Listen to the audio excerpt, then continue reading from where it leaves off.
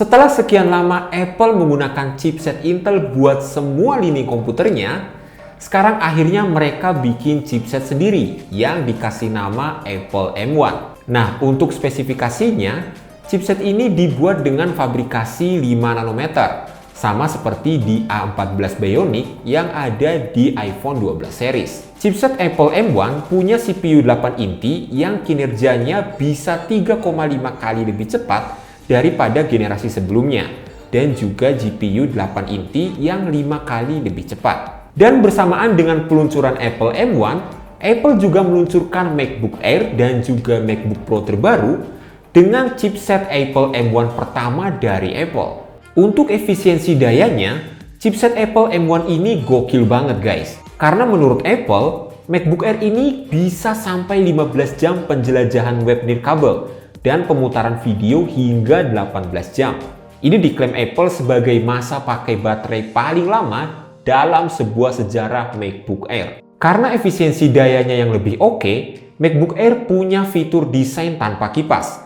Jadi tetap nggak berisik dong, bahkan ketika kalian pakai laptop ini buat kerjaan yang berat. Layarnya Retina display tentu saja, dan sekarang udah mendukung White Color P3. Punya Wi-Fi 6, 2 Thunderbolt dengan dukungan USB 4, Magic Keyboard, dan tetap mempertahankan desain yang ramping. Oh ya, hampir kelupaan, MacBook Air yang baru ini juga punya sinyal gambar alias ISP terbaru di dalam chipset Apple M1-nya. Ini tentu bisa meningkatkan kualitas gambar kamera dengan tingkat pengurangan noise yang lebih baik, dynamic range yang lebih luas, white balance otomatis yang ditingkatkan, serta deteksi wajah yang ditingkatkan machine learning untuk panggilan video yang lebih baik. Sekarang kita bahas MacBook Pro-nya guys. Nah, ini nih yang menarik banget nih menurut saya. MacBook Pro terbaru hadir dengan layar 13,3 inci Retina display dengan resolusi 2560 x 1600 pixel. Tingkat kecerahannya sampai 500 nits, White Color P3, sama ada True Tone teknologinya juga.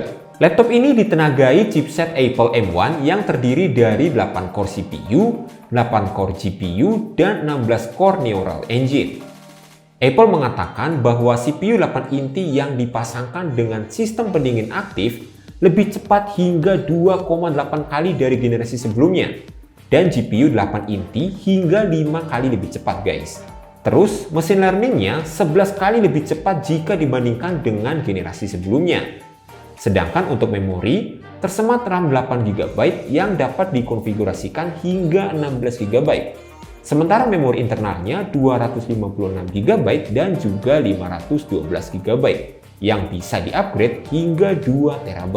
MacBook Pro juga punya kipas pendingin di dalamnya. Sementara di sebelah atas keyboard, ada touch bar dan sensor sidik jari. Fitur Wi-Fi 6 dan Bluetooth 5 turut diberikan, serta kamera FaceTime XD 720p. Dan untuk soal audio, laptop ini punya speaker yang didukung Dolby Atmos. Apple pun memasangkan baterai 58,2 Wh lithium polimer yang diklaim bisa bertahan 17 jam saat berselancar dengan Wi-Fi dan 20 jam menonton serial. Agar baterai cepat terisi, Apple memberikan adapter USB Type-C 61 watt. Berikut saya cantumkan harganya guys.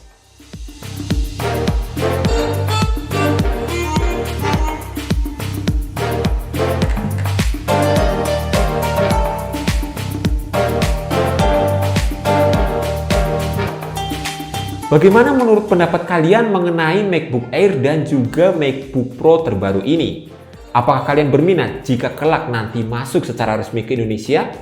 Atau mungkin di antara teman-teman sudah ada yang menggunakan MacBook Air dan juga MacBook Pro generasi sebelumnya?